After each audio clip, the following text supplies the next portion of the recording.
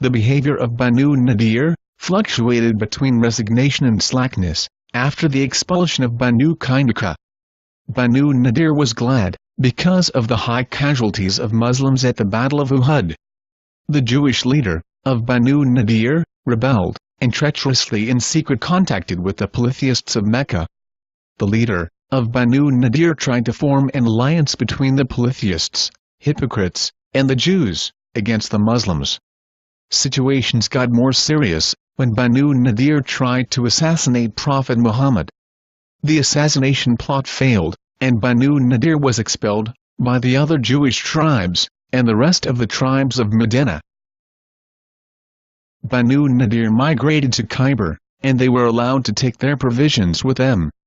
Banu Nadeer did not leave any provision they owned in Medina. They took with them even the pegs and the beams of their ceilings.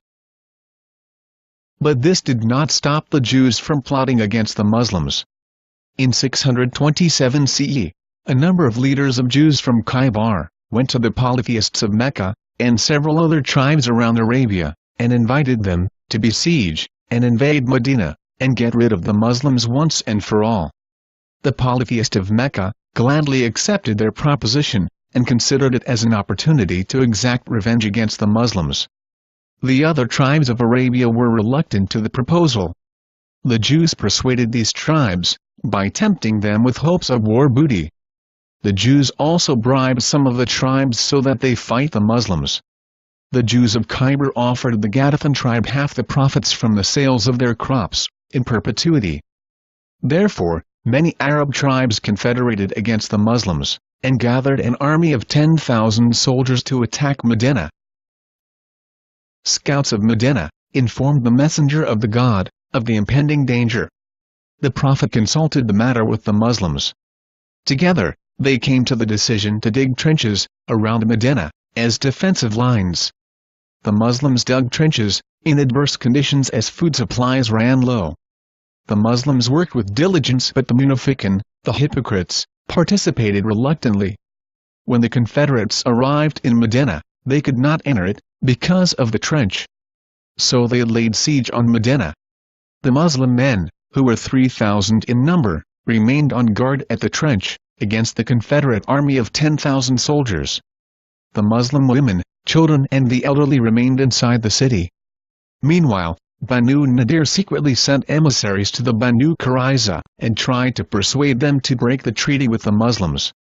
Initially, Banu Quraiza were against such treachery, but eventually, they gave in to the repeated persuasions of Banu Nadeer. Banu Quraiza attacked the Muslim women and children in the city. The women fought back, and spread rumors that Muslim men are here to protect them. This news reached to the Muslims at the trench. The messenger of the God quickly dispatched some of his companions to persuade the Jews of Banu Quraiza not to breach the constitution, but they declined. The Muslims were in grave danger, with enemies on both fronts, and their women and children open to attack from the Jews of Banu Quraiza. The Prophet therefore sent some Muslim men inside the city to protect the women, children and the elderly from the Banu Quraiza. The Muslims were involved in light skirmishes and arrow hurling at the trench with the enemy. After 1 month of siege, the Confederates were suffering from a shortage of supplies, and they were afflicted by a mighty desert storm. So they forfeited their mission and left. On the same day, the Muslims marched towards Banu Quraiza. Banu Quraiza surrendered on the condition of having a judge of their own choice.